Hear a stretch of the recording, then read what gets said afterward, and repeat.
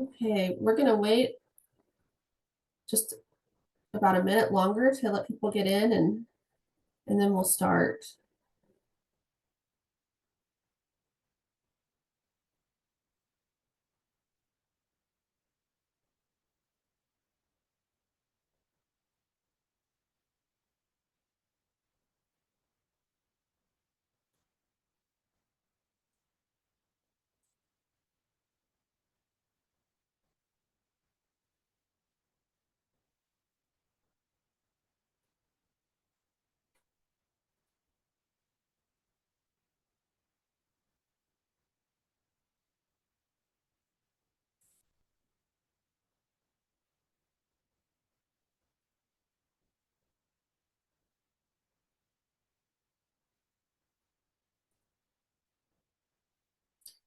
Okay, we're gonna go ahead and get started. Good morning, everyone. Thank you all for joining us this morning on behalf of ORN, our ORN partners, AAAP, ATTC, Columbia, and KAI, in coordination with SAMHSA and OTAP. I would like to welcome you all to the tour webinar series. This is the third presentation in this series, and today we will be talking about culturally responsive care and clinical adaptation. This webinar series is designed for tribal opioid response grantees, but all are welcome to join and participate in the session today. My name is Kelly King. I serve as a technology transfer specialist for the ORN in the Mountain Plains and South regions, and I will be helping to facilitate this session today. We will begin this presentation by opening in a good way. It is my honor to welcome Kenneth Hanover to the meeting today. So Ken, I will pass it off to you. Thank you. Good morning, everybody. Ken Hanover, Round Valley Indian Tribes member. As part of my morning routine, when I wake up in the morning and get going, I like to smudge and say a prayer. I usually look on the things that I'm grateful for and thankful for that day to get me started in a positive way.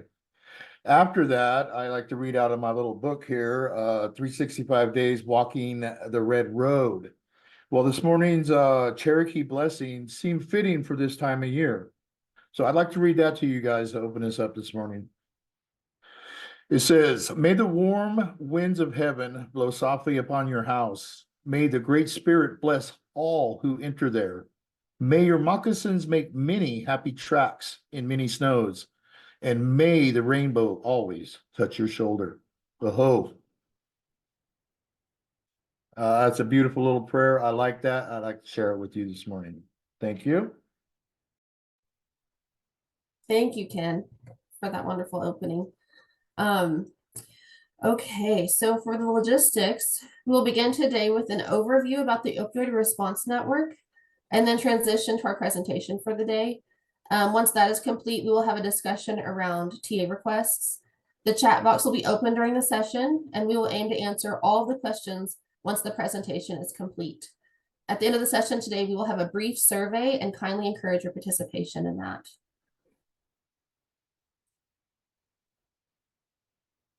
So working with communities, we do want to acknowledge that today's webinar is funded by SAMHSA. We do have ORN and SAMHSA staff on the call today, as well as leadership and project officers. The Opioid Response Network is funded by SAMHSA to provide free training and consultation to communities across the country. The ORN can assist with requests related to opioid and stimulant use, prevention, treatment, recovery, and harm reduction. The ORN has a pool of over 300 consultants that help provide training and consultation for TA requests. The ORN also has designated teams spread out across the country who provide local expertise to help fulfill TA requests. And this is really important. Each state and territory has a designated team led by a regional technology transfer specialist who is an expert in implementing evidence-based practices. The TTS is your point person. So requesting technical assistance. Our goal is your goal. ORN accepts requests for education and training via a short submit a request form at opioidresponsenetwork.org. ORN responds within 1 business day. So after you submit a request, we respond within 24 hours to set up a call and discuss your needs. All education and training is locally relevant, culturally specific, and tailored in response to the requester to meet the specific needs of the individual, community, or organization. Here is a map of the different regions that we cover. So we are broken up into 5 regions. And there is a duo that is located across the 5 regions displayed on the map that help fulfill TA requests.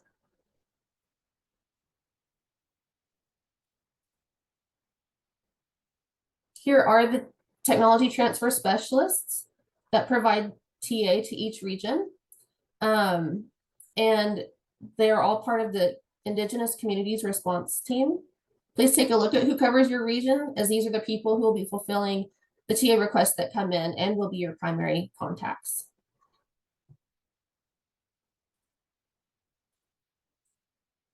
This next slide is a picture of the Indigenous Communities Work Group. The Opioid Response Network has created this work group. These are individuals who have experience and expertise working in and with Native communities across the nation. The regional TTSs are able to reach out to this work group for guidance on any TA requests they need assistance with.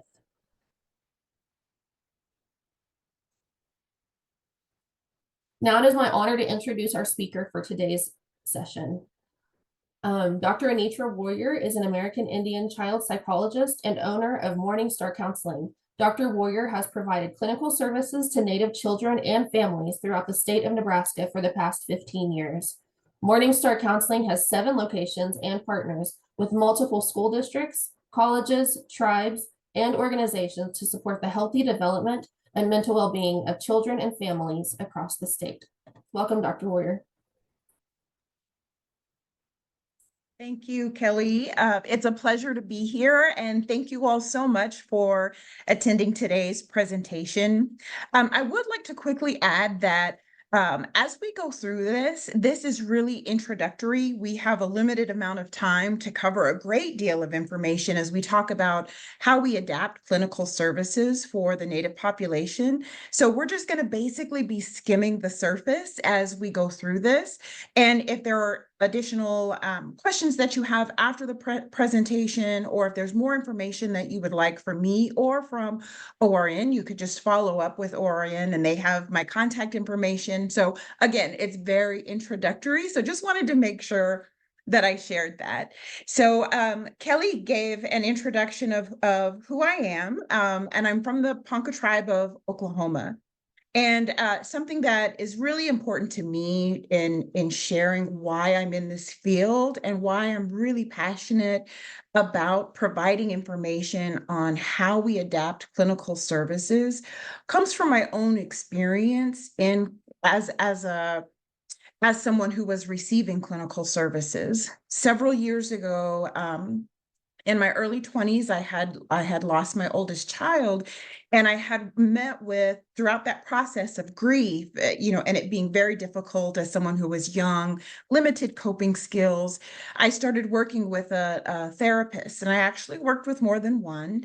And what was happening during that time is any references that I made to culture, to my culture that was specific to my tribe, those would become pathologized. And what I mean by that is that if I would share something about how we process grief or things that were happening within my home, it would often go back to what hallucinations I was having. This is where I'm talking about pathologizing my culture, pathologizing our beliefs.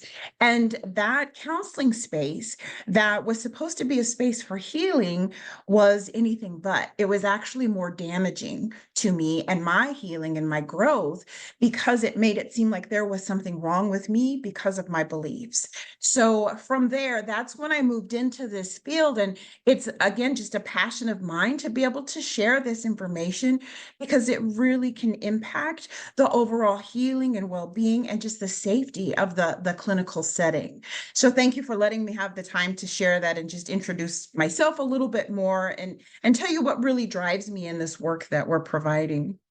So today we have a few areas that we'll cover. And again, it's going to be introductory because I know we have limited time, but we're really going to be looking at some factors that contribute to Native resistance to behavioral health supports, and this will be across communities.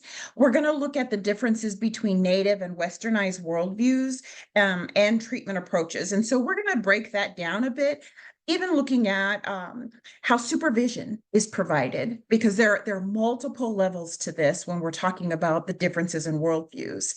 Then we're going to take a look at some culturally based protective factors. I think no matter what we address, it's always important. This is just vital for us to be able to address this and recognize those strengths that are within our communities, that are part of our culture. We always have to be able to recognize those and bring those into the work that we're doing.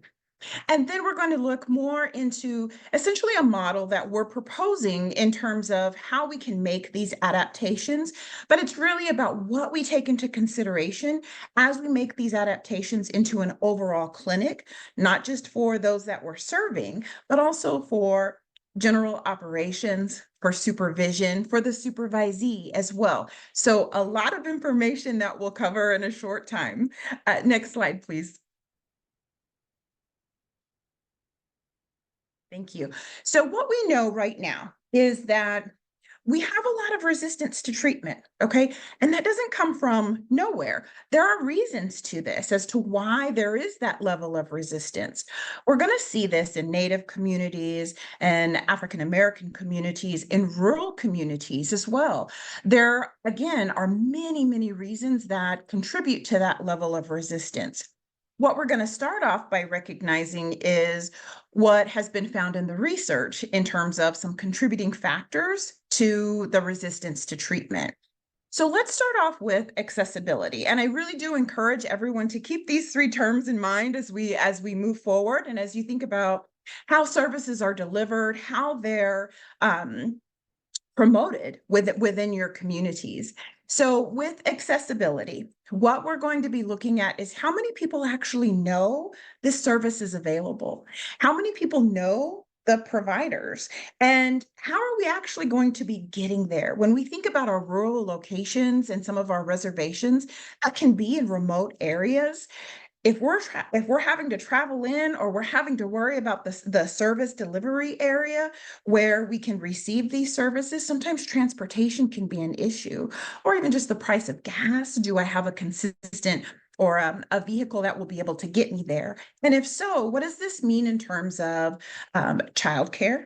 Or I remember in one situation where we were serving a reservation in a rural community, and the neighboring reservation to this rural community was across state lines, and they would load up a van of students and drive to the clinic. And even though each of those students only had a 1 hour session with us, they were missing a full day of school because of issues with transportation. These are some of the things that we had to work through. So accessibility can be a significant challenge. And then when we also look at financing and how are these services going to be paid for when they're not grant funded or available through IHS. So that's some things for us to keep in mind when we're talking about accessibility. And then we have acceptability. That's a huge one for us. And this is going to be looking at stigma, anonymity, dual relationships, and then also outsiders coming into our communities with their own worldviews on what healing should look like, what the treatment process should look like based on what we've learned in school. And that can be a challenge. The other piece with acceptability, as we all know, are the high rates of stigma that are associated with behavioral health services. The other piece is going to be anonymity. So many times we have our clinics that they are known that these are the behavioral health clinics. And when we're thinking about rural communities or reservations, what we can see is that, oh, okay, so-and-so's car's over there. That's really going to limit what it looks like in terms of anonymity. Very important things for us to keep in mind. Now, when we talk about dual relationships, this is where we can really see us pushing the boundaries. And something that I really promote is the acceptance of dual relationships within our tribal communities and just actually overall in Indian country. With this, we do have to be very intentional about what that relationship looks like and making sure that it's not going to bleed into the actual clinical session itself. So I'm part of a talk, and I'll give an example of this. I'm part of a talking circle in the next town, which is a pretty large urban area.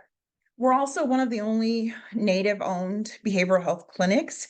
So even though I'm a part of this talking circle, I will share personal information, but there are other people within that talking circle who also want to receive services from me. I can't allow that to happen because as I'm sharing personally, I don't want to risk any of my information coming into the session for that relative. So that's the way that we have to really manage what dual relationships look like. The other piece in this, though, is when we're talking about a reservation, rural areas, Indian country in general, we know that we're all related in some way. There's going to be some way that we're going to have a relationship. So again, it's going to come down to management of that and really challenging what that would look like to where we're not jeopardizing our licensing by any means, but we're also recognizing the power of relationships, which is an evidence-based practice when we're talking about relationship. So really want to encourage you all to think deeply and spend time in that when it comes to dual relationships and the how that can impact acceptability of services. The other piece that is the third factor that had been found in research through HRSA has been availability. Now that's challenging when we're talking about what does the workforce look like right now, and especially since the pandemic, we've really had a shortfall in terms of the workforce and what providers are available. So even prior to the pandemic, when we're looking for specialized services, we could be looking at a wait list of 2 to 3 months. That is still happening, but it's even more challenging now because we don't have as many providers available. So these are going to be another areas to take into consideration when we're thinking about resistance to treatment. The reason I think this is so important for us to recognize when we're providing clinical services is because if we're not aware of these factors that are contributing to that resistance, it's going to be very easy to put the blame on the relative who's seeking services and make it seem like this is a characteristic of them rather than a characteristic of the community or rather than a characteristic of society and what we're dealing with. So we want to make sure that we're not attributing these factors to the individual who's trying to receive services. We want to know where these factors are coming from, and they're often from the community, which can really be out of that individual's control. Okay, next slide, please. So we're going to go a little bit further with the resistance to treatment. This one is going to be specific to Native Americans or American Indians, and I am going to read directly from the slides. This is really important to me to be able to do that. And the reason that I do read directly from the slides is one, because people process information differently.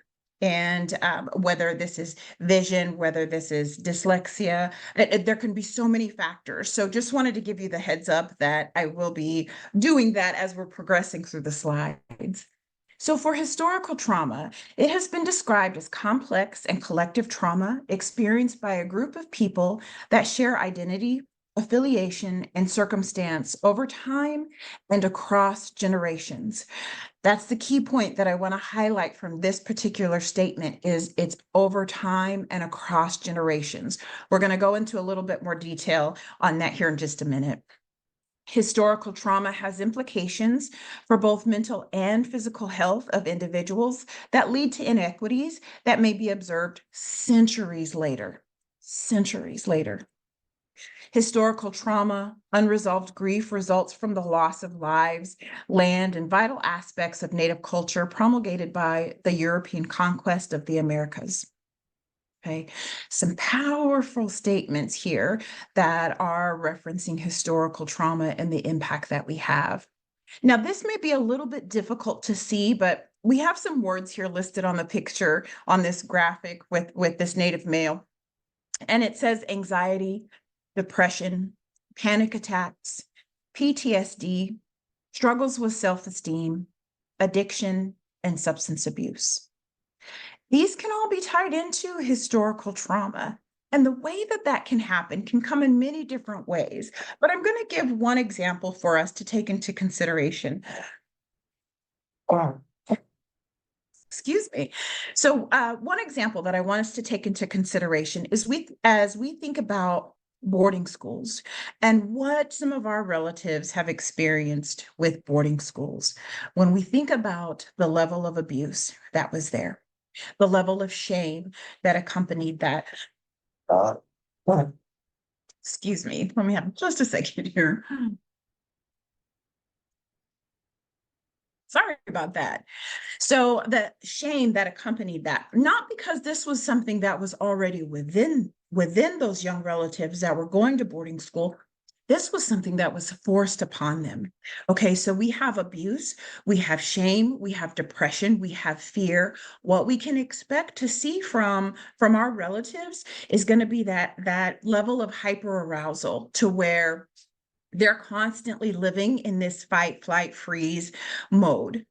What can happen for our relatives is that we can get stuck in that. If we're not having a way to process that, if we're not having a way to heal from that, that can be a way that our body just responds. We're going to see more of the cortisol being produced. It's going to be really difficult for us to really focus on our executive level of functioning, which is going to mean just our decision making.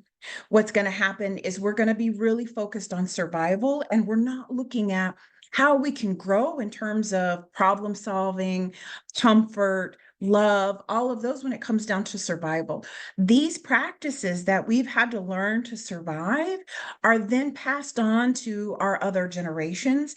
And then what we could call maladaptive behaviors have then been reinforced as they're being shared across generations.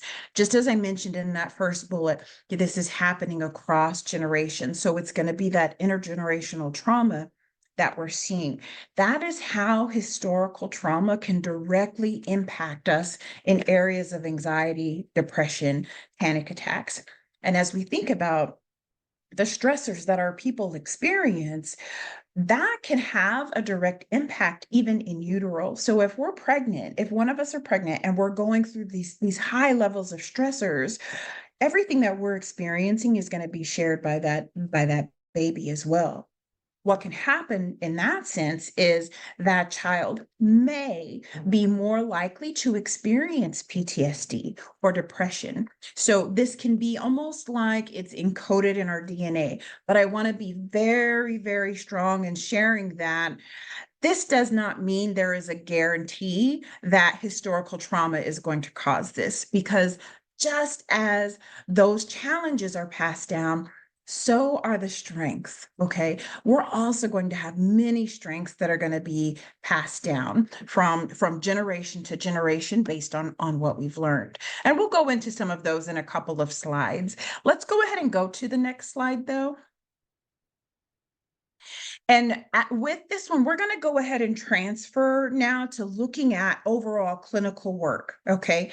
This image, in my mind, speaks volumes. And the reason why is because what we see here is what we've probably all heard of as we're doing our grant applications, as we're going through our trainings to provide behavioral health services, as we're just operating our clinics in general. What we're always going to hear about are evidence-based approaches. I wish I could see everyone, because I would ask you to raise your hand if you've heard that term, evidence-based approaches. We write that in our grants. This is something that is pushed in, of course, in our programs, where we're receiving the training, but it becomes, thank you, I see that. But it becomes so overwhelming that this is glaring. This is what we're going to focus on, are the evidence-based practices. When we do that, we minimize the approach of clinical interventions that are going to be uniquely tailored to those communities. We're also going to minimize the power of the traditional healing approaches. What can happen is we're almost going to be afraid to even bring in these traditional healing approaches as we're going through our training. This can have a direct impact, especially when we have providers who are unaware of traditional healing approaches. That can almost be a significant challenge in terms of incorporating this even into the treatment plan, incorporating this into the healing. That can be a challenge if it doesn't align with how I was trained for evidence-based approaches. That 6-week course that I went through for this particular type of therapeutic intervention, if it's not appropriately adapted, this is what we're going to see.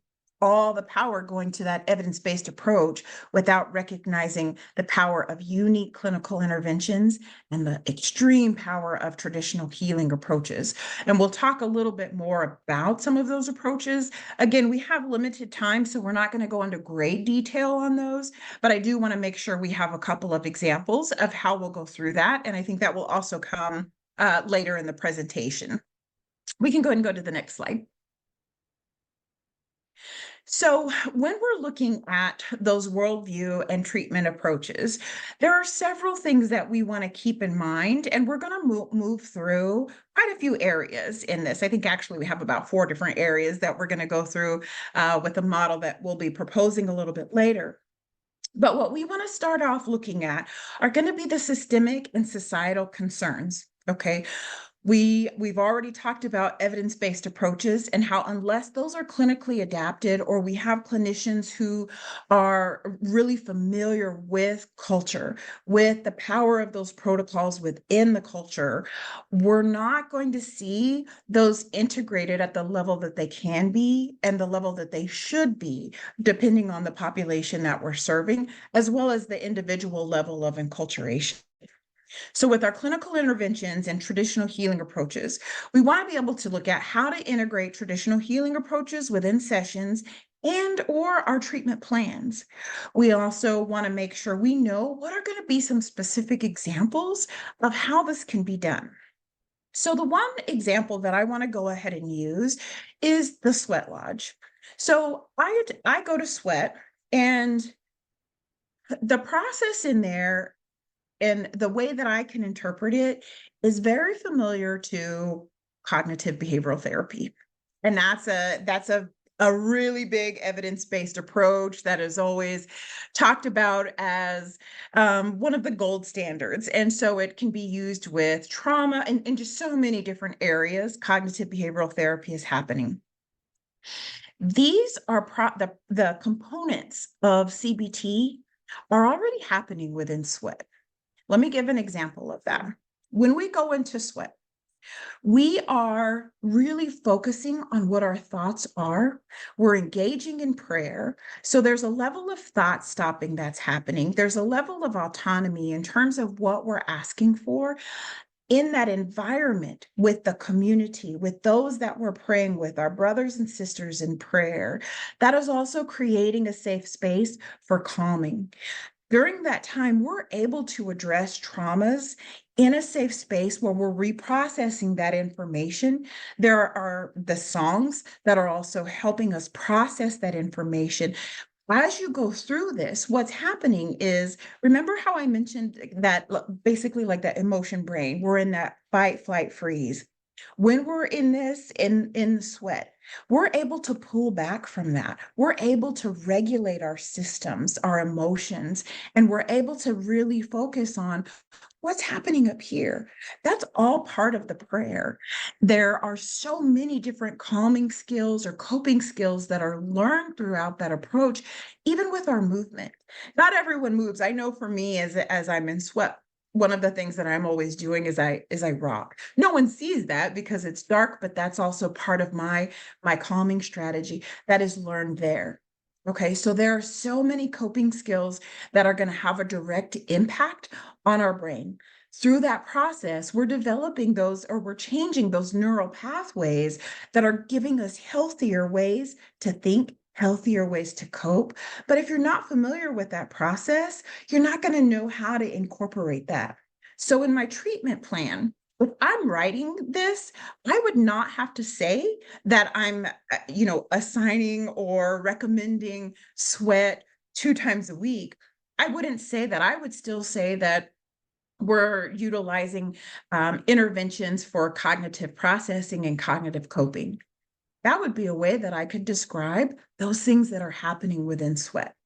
Okay, so that's just one example of how we can utilize our culture within that. But if the systemic and societal norms are not adjusted, if our clinicians are not going through an orientation to our tribal communities, they're not going to know to be able to use these strengths to help those individuals, those relatives with their healing. When we think about these systemic and societal norms, the other piece that we want to keep in mind is going to be attendance, outreach, language, and ethical guidelines that are conflicting with culture.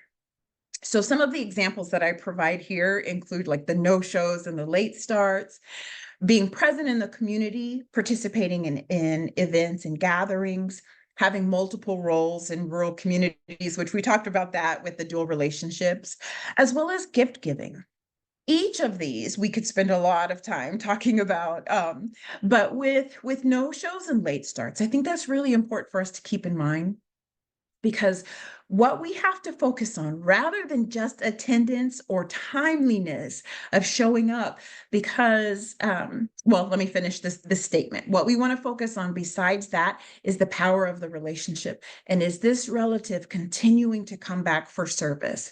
What can happen if we're not paying attention to these societal norms is we can interpret that as a form of resistance because this individual continues to show up late for services. No, that's not really the case that's happening here. Or even the no-shows, having a recognition of what's happening within the community, maybe the traumas that are experienced in the communities, the various events that take place in the communities. So you really have to have that level of flexibility so you're not placing any type of judgment on the relative who's being served. Okay. The other piece is being present in the community and being able to participate in those events that are happening. What this does is also helps us go back to that relationship. So we're not coming into the community to tell you how to heal. We're going to be a part of that. We're going to be a part of this all together. That relationship is going to be that strong to where it is not limited to just the clinical setting only. I'm not going to go through the multiple roles again, but also with gift giving. This is a huge one, especially within Native cultures. Something that I'm always happy to share is that this is a part of who we are. We give when we're grieving. We give when we're honored. We give when we're asked to do something. That is a part of our culture, our identity, a part of who we are. When we refuse those gifts, it's essentially like refusing the relationship. That's really important. And gift giving can happen both ways. So, for example, we offer trauma-focused cognitive behavioral therapy. This is specific for children. And with this therapy, once the relative completes the full model based on their time, but once they have completed this model, we actually have a graduation ceremony. They're able to invite whoever is a close part of their lives that has familiarity with what they've experienced. And we give them a star quilt, we feed the family, and that's a part of our process in recognizing them, in honoring them and the work that they've done. This is huge for us and not something that you would typically see across clinics that haven't had that adaptation in terms of challenging the Western worldview of operations for a clinic. The other piece is with the system resistance to cultural humility. This is something that we can see where part of it can come down to licensing. I will bring that up probably multiple times, but when we're challenging some of these, that can go against some of what the protocols are or the principles and guidelines that we follow, for example, like with gift giving or with dual relationships, we're not, there is that resistance from the overall administration at times to be able to do that. That's where we see that resistance to cultural humility, which is basically saying this way is the right way. Okay, so we want to be able to expand beyond that. Okay. Next slide, please. Okay, so with the cultural protective factors, this is going to be huge as we as we recognize this, I would really encourage everyone to, if you're a clinician who provides services, as you think about the strengths that you ask about in your intake, as you think about your questions regarding culture, how much of this is integrated throughout. It'll be really important to recognize this, not only for that relative that's receiving those services, but also how does this impact their family? What can we incorporate from their strengths into the family as well? How are we seeing that? How are we conceptualizing this? Okay, so I have a couple of different sites here that I'm referencing in terms of cultural protective factors. We have identification with culture, family, a connection with the past, traditional health practices, adaptability, wisdom of elders, and spiritual orientation. All of these are considered protective factors against depression, against loneliness, against isolation, against substance abuse. This other side here from the 2017 article references enculturation. And this is going to be our level of involvement, our level of engagement with our tribal practices, interconnection, tribal language, ceremony and power, spirituality, and ethnic identity. What I want to highlight specifically about these cultural practices, the way that this was all measured, the way that this all came about was through this large lit review. I think there were over 3,000 articles that they may have gone through for this particular study. And what they were able to find was that specific cultural protective factors could impact specific areas, including educational attainment. I already mentioned substance abuse from the other side, but there are certain protective factors that have a direct impact on this. There are many more that were listed. I didn't go into full detail from the article, but I do really encourage everyone to take a look at that and see the different ways in which cultural protective factors can enhance well-being in so many different areas of our lives. Next slide, please. Okay, so now we're going to go really into the clinical adaptation. We're going to have a few slides going through this, and the model here may be a little bit challenging to see with some of the smaller writing. What I want us to focus on are going to be those major headings that we have here. So we have systemic and societal norms, which we've talked about already. We have protection of our providers, supervision models and adaptation, and then clinical adaptation. What you'll see in this model is that this is constantly evolving. So it's not going to be systemic and societal norms is number one. You have to address that first. It could be starting with protection of providers, but they are all related, and we have to continue to be evaluating each of these areas as we're providing appropriate and culturally responsive services to our communities, to our tribal communities, to our urban communities. We want to make sure we're taking a look at how are we addressing each of those areas. The reason that we see supervision as so important in this model is going to be the interplay of privilege and oppression. This is going to be about the power differential. The supervisor is someone who's going to be evaluating the clinical service. They're going to be evaluating that particular provider. That supervisor will also be an experienced clinician, and they are going to have authority over the trainee. This one can be tricky because they do have so much authority as a supervisor.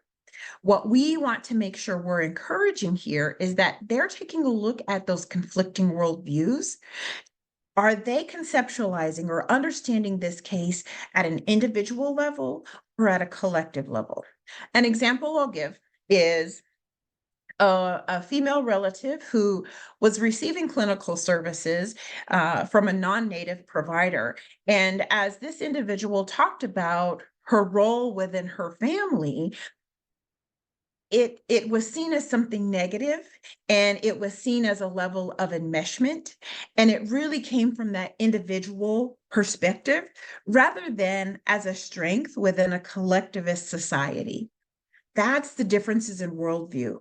That's why this is so important for us to recognize those changes, because we just pathologized something. We just made something that was a strength. We just made that a negative. We just made that a piece of treatment now that we may have to focus on to pull this person away from her family, because in our individualistic view, she's enmeshed. Okay, those are things that we have to challenge from our supervisors as well. And our supervisors have to be open to that level of thinking as we're talking about clinical adaptation. This is going to lead us into protection of providers.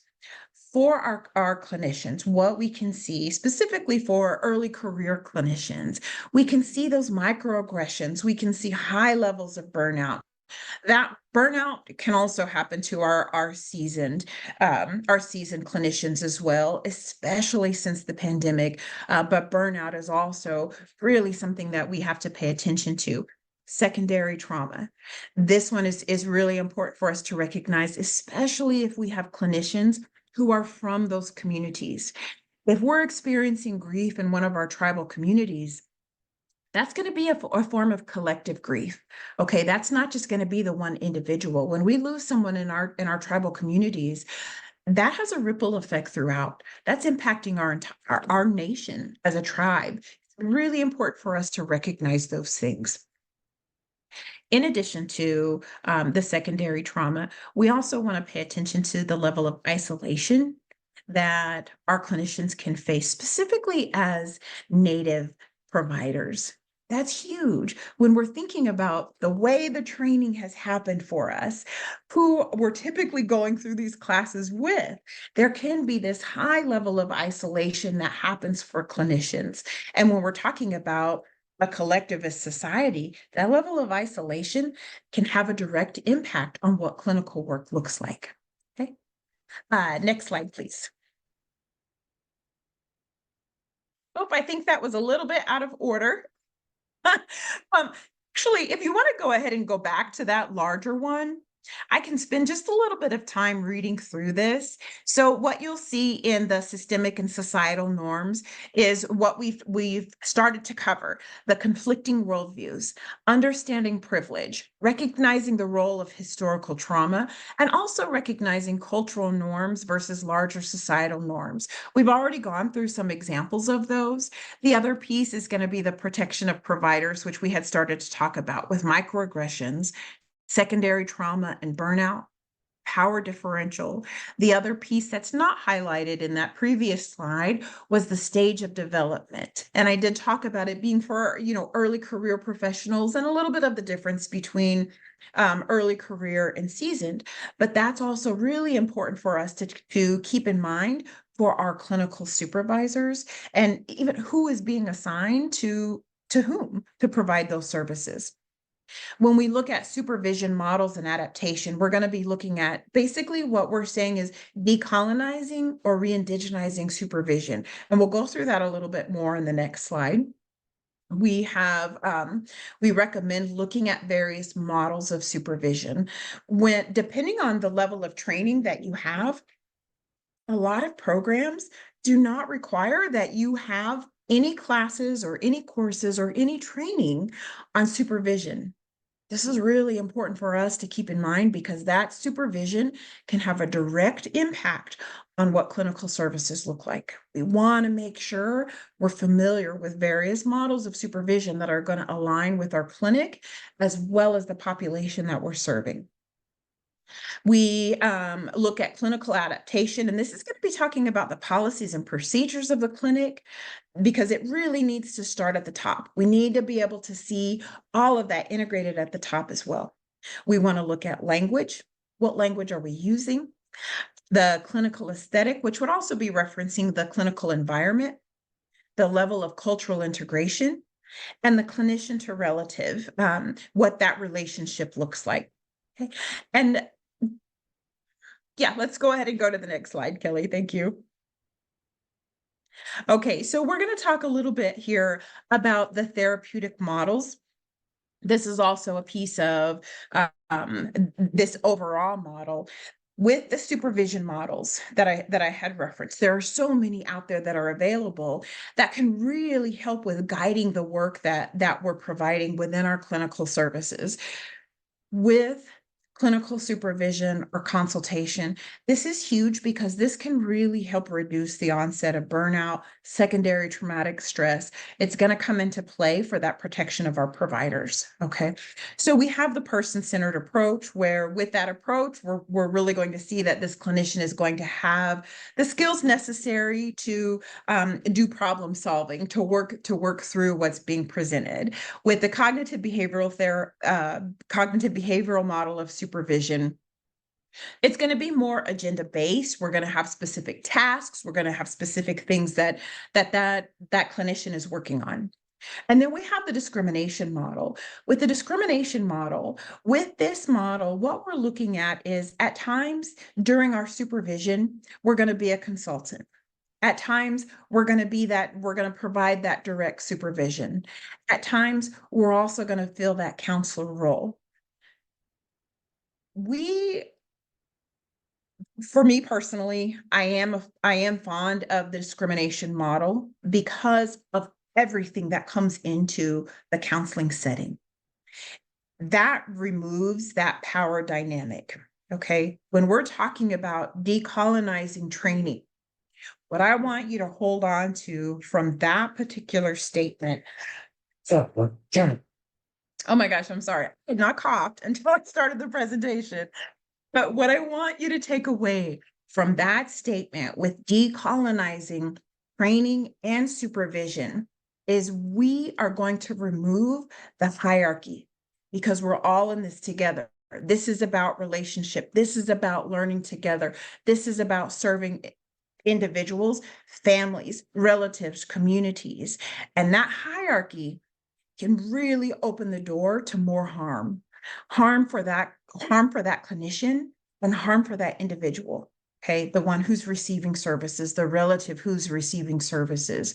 That's why I'm fond of this discrimination model, because it really opens the door to, let's let this clinician be a person. They're not a blank slate. They're going to come in with history. They're going to come in with knowledge. So is the relative that we're serving. They're going to come in with their history. They're going to come in with knowledge. So I can't sit up here as the supervisor with that level of hierarchy thinking it's my way or no way.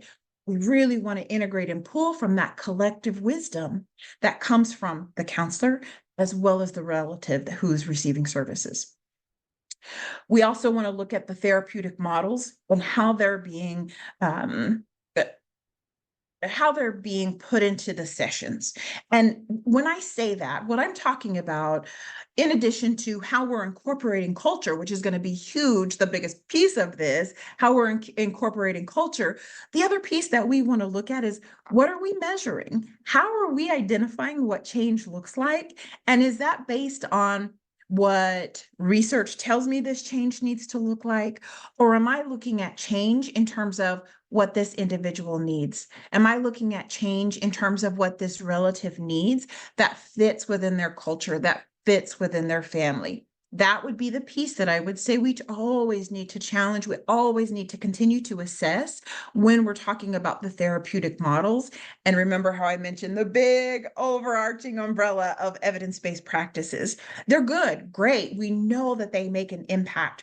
There are so many pieces of our culture that have, well beyond the time that these studies had started, we had already been incorporating for our wellness. Really important for us to keep that in mind. A couple of models that I'm highlighting today are the trauma-focused cognitive behavioral therapy, which has been adapted for American Indians and Alaska Natives, as well as parent-child interaction therapy. You would be able to Google these or look at nctsn.org, and I can put that in the chat here in a minute, but the National Child Traumatic Stress Network would give you more information if you were interested in training in these, but these are really exceptional in terms of integrating culture into the overall treatment model.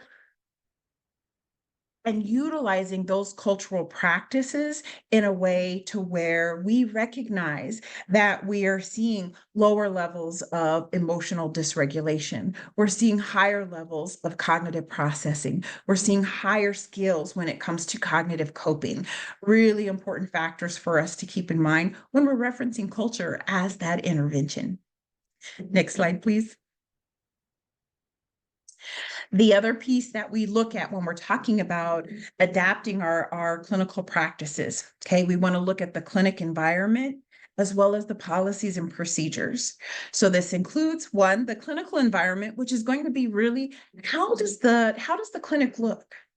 When we think about, remember I mentioned the boarding schools, okay, so we can think about these sterile environments that we've been exposed to. Okay, what we want to be able to offer in these settings is a place that's reflective of the community. We can see people from the community working in our clinics. We can see artwork from the community in our clinics. We can see that everything about me as a Native person is welcome and embraced in these clinics. That's how we change the clinic environment. We also want to see that representation of staff. As I mentioned, our community members should be a part of our clinics and the services that we provide because we're part of that community, right? That comes down to the relationship, being that reflection of the community. When we talk about clientele, we really want to be cautious on the language that we're using and any biases that can come into play. This one can be a really challenging one to address because there can be many areas that can go from one tribe to the next. One of the things that maybe you've noticed is I've talked about those who are receiving services, I've referred to them as a relative. The reason we do that is one, because that's our belief as Native people that we're all related. But the other piece is recognizing the power of that relationship. We have the honor of being in this clinical relationship with this individual where we are part of their healing journey. We're part of that. How could we not recognize them as a relative by allowing us to be a part of their life? There's so much power and collective wisdom that can come from that relationship when we recognize them as relatives. That's part of the languages or the language that we can change. So being able to utilize language from the community that's going to be appropriate in this area. So different events, depending on what community you're in, what a hand game may be called. If those are events that are happening regularly, use the correct language there. Don't force your own language into this. We're not saying to not be authentic, to not use things that are true to you, but we also want you to be part of that community. And then when we talk about policies and procedures, we want to look at the operations, and we've already gone through supervision in quite a bit of detail. But when we're talking about operations, we really want to think about how are we responsive to the community? Okay. Because again, as we've mentioned, we're not coming in to tell the communities, we're not coming in to tell them, this is what you need to do to heal. We want to be part of it. Again, tapping into that collective wisdom of strength, of knowledge, of culture for their healing. One example that I'll give on how policies and procedures can be adapted. One of our team members is a roadman. And so with that, he travels quite a bit for different events, whether it's different cultural practices that he's leading. It may also be for funerals that he's in charge of. But within our home community, if he's in charge of a funeral, he's taking at least 4 days off from work for that funeral.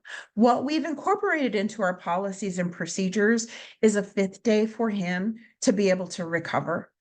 When we have those roadmen who are leading those funerals, that is a major undertaking for them. And we want to be able to support that and not pull away or have him worry about what's happening at work while he's also trying to do this for his family, for his tribe, for his culture. We want to make sure that that is something that's reflected in our policies and procedures to where we're going to support the culture.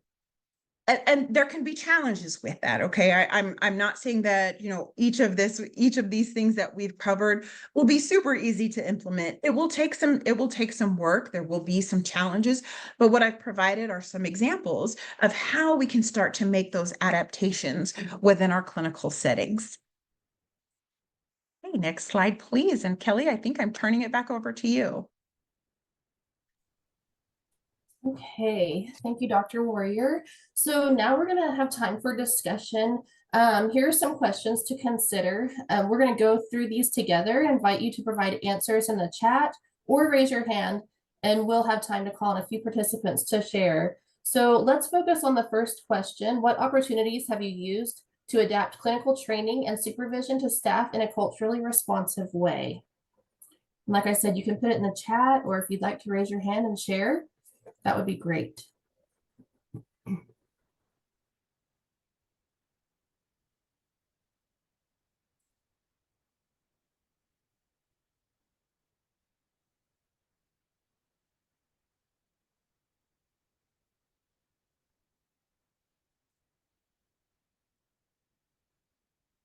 Sometimes what this can look like when we're talking about clinical training and supervision being done in a culturally responsive way, that can really come down to language and asking how you're incorporating culture in your services.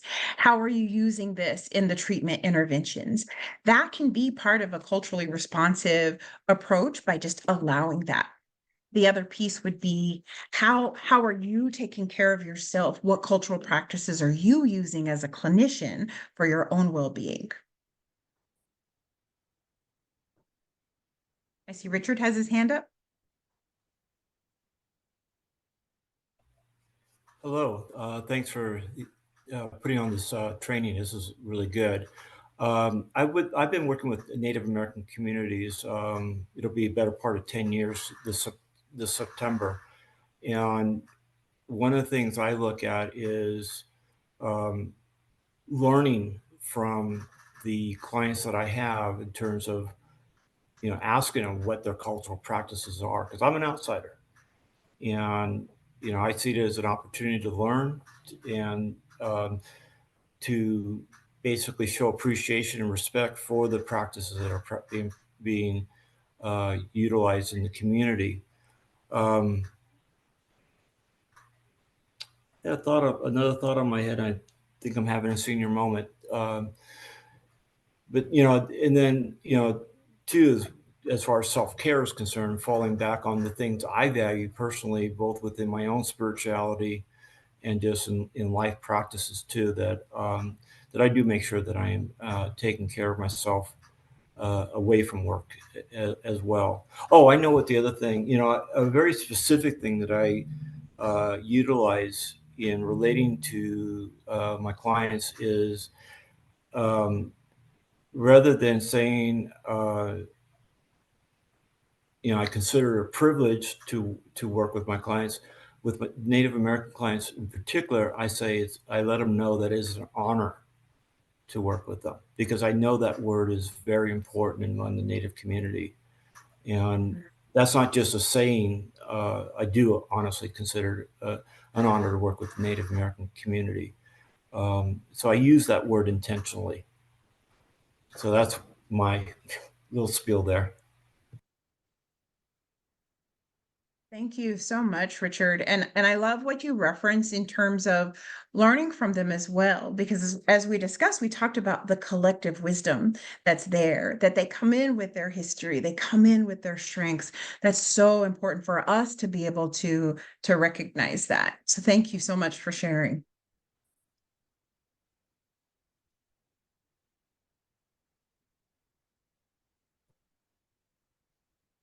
Is there anyone else that would like to add to this part of the discussion?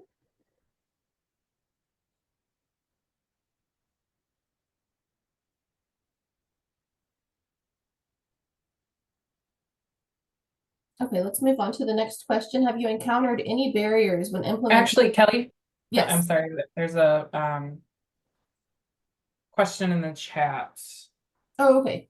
from Amy. Amy Campbell. Dr. Mhm. Warrior, do you have suggestions for how a program or clinic might start to think about how to evaluate their training and supervision? Yes, absolutely. So I'm gonna ask if Kelly would be able to share this or whoever coordinates this. I can make sure to send, there is a self-assessment that you're able to do for your clinics in general. So we can send that out and make sure everyone gets a copy of that assessment to look at where are we in terms of cultural integration? Where are we in terms of these power dynamics? All of those things that we've referenced that are also influencing the model that we showed, we can absolutely share that with you. And I'll make sure to send that to Kelly today for your clinic to start off with just a self-evaluation. Yes, I can absolutely get that out. Thank you. Thank you.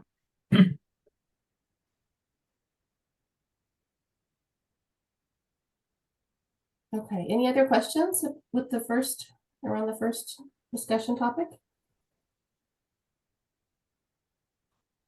Okay, have you encountered any barriers when implementing native cultural adaptation in your programming and or practice?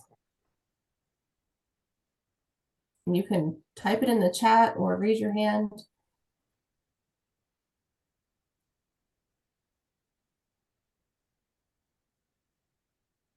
As a provider and early on in my career, one of the things that I recall a supervisor saying to me was, or asking me was, if the culture was part of my agenda and not necessarily about the relatives.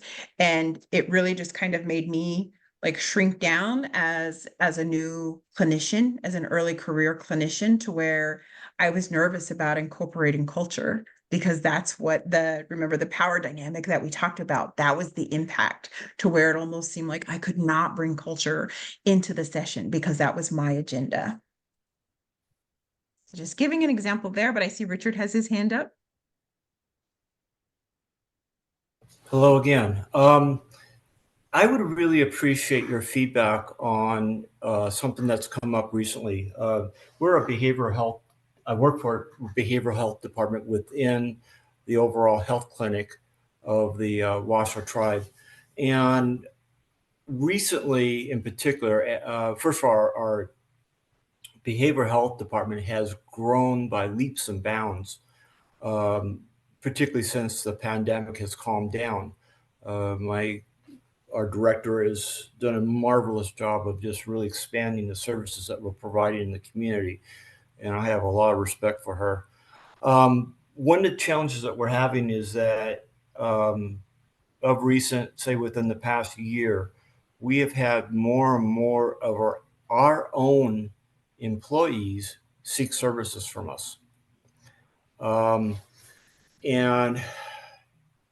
just recently, in fact, in this past week, I had a very direct conversation with one of my colleagues who is seeing one of our employees. I'm seeing one of our employees. And at the same time, we're having department activities going on, such as like right now, it's Christmas. So we've got a Christmas luncheon going on today. In January, we're going to have a day set aside specifically for team building and slash also celebration, more expanded. And my colleague basically pointed out that she really felt like we are in a dual relationship. We'll end up in a dual relationship with our clients that is unethical. And I think wanting me to buy into it, I respect it, but I'm not sure I'm totally into it myself, because we are a department. We are we're coworkers with each other. We're, in a sense, a bit of a family. And to me, it's like where I'm at personally, and this is again where I really would appreciate feedback, is I will set clear boundaries as far as engaging in those activities, maybe having some distance, about distance with that person during that group activity that we're doing, and that type of thing. And then being able to maintain my counseling relationship with this person. I think next week when we have treatment team, I've been encouraged by one of my other colleagues that have also been confronted with this, to bring it up as discussion. Should we, as a department, be seeing our own coworkers? Again, these coworkers are members of the tribe. Theoretically, they should have access to the services that we provide. But are we crossing a line here? What's your thoughts on this? Yeah, that's a lot. And we touched on that in terms of the role of dual relationships when we're talking about small communities, rural, reservation, or even just in Indian country in general. And I agree with where you are in terms of setting those clear boundaries. And I also think about other partnerships that may be established. Luckily we have telehealth as an option. And in those situations to where we might see that the relationship is the clinical relationship is being impacted by this co-working relationship, then we would want to step back. So I would highly recommend ongoing consultation for those particular relationships where we do have roles that are intersecting with other roles within our organization, but our people are still deserving of quality clinical care, no matter where they work, no matter where they live. So we still want to make sure we're providing that to them, but also having a backup plan in terms of what might be some other options that would be telehealth that the tribal services could potentially cover to make sure that there is no out-of-pocket expense for that individual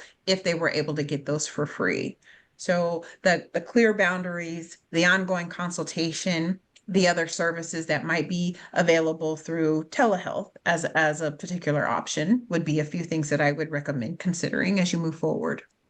So from what I'm hearing from you is that what we are doing isn't necessarily unethical, so long as we have those clear boundaries, but then also looking at perhaps collaborating with another tribal health center for those particular services and getting them connected with that so that they can get a full the services that they are entitled to.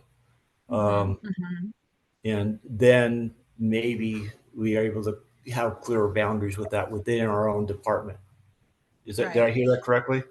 Yes. And what I would also highlight with that, though, Richard, is really paying attention to what the policies are for the tribe. If they have something specifically written in regards to dual relationships, you definitely want to take note of that. And then whatever ethical codes are guiding your work. So compare that so for me as a psychologist, I follow the APA Code of Ethics. Having a dual relationship would not jeopardize my license as long as I have clear documentation and there are clear boundaries. We can engage in dual relationships of course, with limitations to that, but that does not jeopardize your license. Again, you have to go back to your particular code of ethics and what the tribe's policies are, and you may want to review what the state policies are as well. Thank you so much for that insight.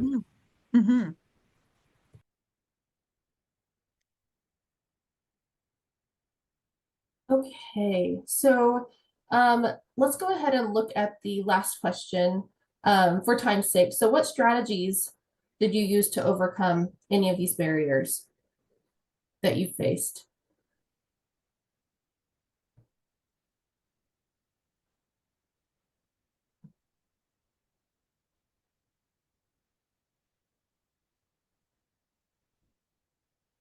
And remember, these questions are open everyone. So please chime in the chat or speak up if you'd like to share.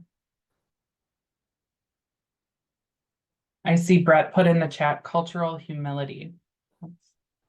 Yeah, I guess I could speak to that for just a second. I think that one way that I have tried to overcome some of the barriers and to become more adept at culturally responsible clinical work is just to approach everything as much as what I can from a position of cultural humility, to recognize that I do have a lot to learn. I have a lot to share, but I also have a lot to learn. And in that exchange, I think that there's a potential for just massive growth. And I think that that's a cornerstone for me to overcome some of the barriers. Thank you for sharing that, Brent. And you're absolutely right. When we look at cultural humility, that's removing those power dynamics. Remember, as we talked about how we're decolonizing what services look like, what training and supervision can look like, cultural humility is going to remove any of those power dynamics. And so that's a great way to overcome some of those challenges. Thank you for sharing. Yes, thank you. And thank you for your participation. And we're going to move on to this next slide. So now we're going to move into a discussion around technical assistance. And as a reminder, ORNTA support is free and can respond to a range of requests that vary in scope, depth, and length of time. Twyla Malari, who is a TS for the Tribal Tour Southwest and East, will now discuss a TA request example and the process of how it was completed. This will hopefully give you an idea of what we can provide, as well as spark ideas on ways we can help you and your program and the great work that you guys are doing. So Twyla, I will pass it off to you. Thank you, Kelly, and thank you, Dr. Warrior. Good morning, good afternoon. Yeah, it's I'm Twyla Malari. I am Diné, also an enrolled member of the Navajo Nation from the southwest parts of New Mexico. I will be providing an overview of a TA request. As Dr. Warrior pointed out, there are various clinical adaptations and traditional healing approaches. And this TA request is one of those requests where the TTS was able to provide technical assistance, but also incorporate a tribal consultant to provide a training on integrating traditional healing and cultural practices into treatment. We received this TA request from a licensed clinical social worker working at an IHS clinic. This clinic was in a rural setting. It was also providing ambulatory services to approximately 45 to 55 staff members. The request came in because the clinical team was also observing a rise in OUD rates among the patient population, and they were interested in increasing knowledge among their staff and also affiliated providers. They did ask for some guiding principles to incorporate this training. So below you'll see that they did request a 1-hour virtual training. The staff recognized that there would be labor costs for a large majority of their staff to attend the trainings, as well as billing considerations. Therefore, they had asked that it also be virtual. I want to also note that this same training was provided in a different tribal community at IHS Hospital in a 2-part series. So just know that the training format can range from 1 hour to a 2-part series. The clinical team also identified that the audience would be both a mixture of direct providers, physicians, case managers, medical assistants, and also RN. So with that, they noted that there was some communication gaps and knowledge gaps within the care team across various departments. So they aim to include as much providers as possible. A third component of the training, they hope that the staff would accomplish obtaining CEUs. So we did facilitate that as well. And the requester also had asked if they could incorporate their own participant training evaluation. They wanted to evaluate the trainer and also next steps that their team could take. Next slide, please. And this is the TA process from the beginning. So the first step, we received the TA request. The social worker submitted it on the ORN website. The second step is the TTS, myself, met with the requester, and we talked through more specifically what they were seeking out of the training. And third, my role was to identify a tribal consultant that would best fit their requests. And moving forward, we were able to meet with the requesters. So after I identified the consultant, we met with the TA requester, I would say about 2 meetings to better understand what they were seeking, and the tribal consultant walk through the steps to identify specific content areas. After that step, with the TA consultant agreed that this would be a good match, and the tribal consultant submitted their materials for vetting with our Indigenous work group. And the last step, we all met as a team to finalize the training logistics, the delivery, and the content. Next slide, please. The training consultant that was identified was Dr. Daniel Dickerson. He is Associate Research Psychiatrist at UCLA. He is also a principal investigator investigating potential benefits of substance use intervention utilizing drumming for Native Americans. Some of his highlights of his work include DARTNA, which is the drumming assisted recovery therapy for Native Americans. In addition, Dr. Dickerson specializes in evaluation of substance use characteristics in American Indian and Alaska Native populations, and the role on substance use behaviors and the development of substance abuse treatment for American Indian and Alaska Natives. Next slide, please. So at the implementation stage of delivering the training, the title of the training was Cultural-Based Approaches and Psychosocial Interventions for Stimulant Use in Native Communities. Dr. Dickerson identified 3 learning objectives. First, he described how American Indian Alaska Native traditional practices have historically helped to maintain healthy communities. Secondly, he focused on explaining cultural-based approaches in helping American Indian Alaska Native people with stimulant use disorder. In this second objective, he also highlighted 3 areas of cultural-based approaches, which I would say, expanded on and very much so highlighted, which was the drum-assisted recovery therapy for Native Americans, also community healing circles, and motivational interviewing and culture for treatment. The third objective, he explained and went further in depth on understanding the role of healthy and supportive social connections in overcoming stimulant use disorders among American Indian and Alaska Native people. At the end of the training, we also met with the requester and identified outcomes. So what were some tangible outcomes from this training? The requester implemented their survey and evaluation, and a total of 36 participants participated in the virtual training. And of that 36, 73% reported that the training could enhance patient care overall. So they took some components, and about 73% felt confident that they could incorporate that into patient care. They also identified as a team how they could integrate learned knowledge into practice. There were 3 areas which the staff reported on, which was the first was to improve interprofessional communication among departments regarding the topic.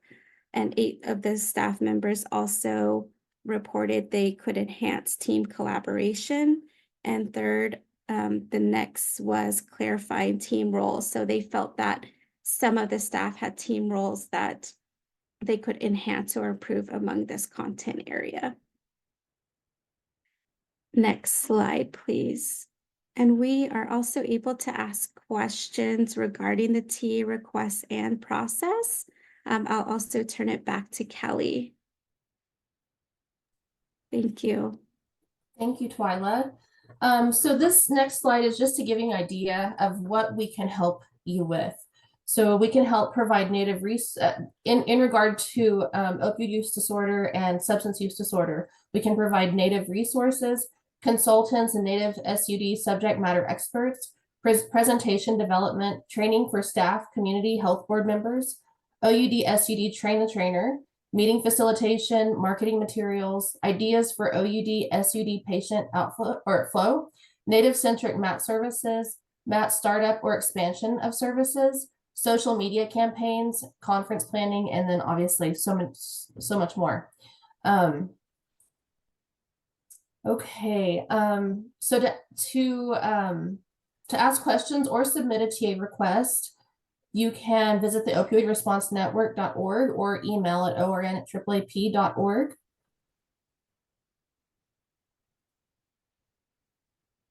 And upcoming webinars and recordings. The next one will be January 30th. Gosh. Yeah, I think it's January.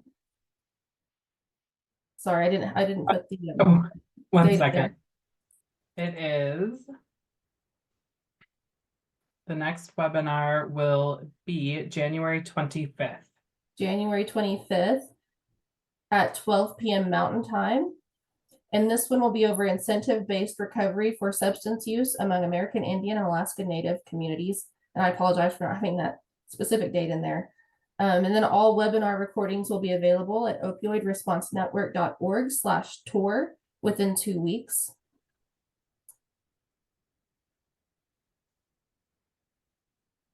And the ORN evaluation survey link is below. So if you could complete the survey, we would appreciate it. We have about 7 minutes left, and I will pause there to see if anyone has any questions. We can go through a few questions real quick before we end for the day.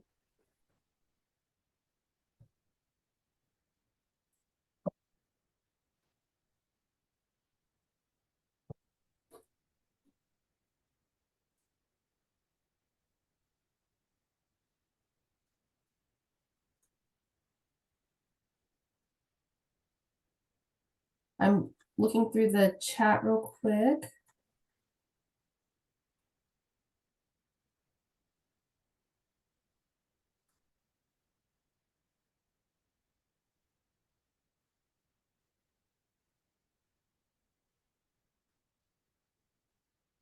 Okay.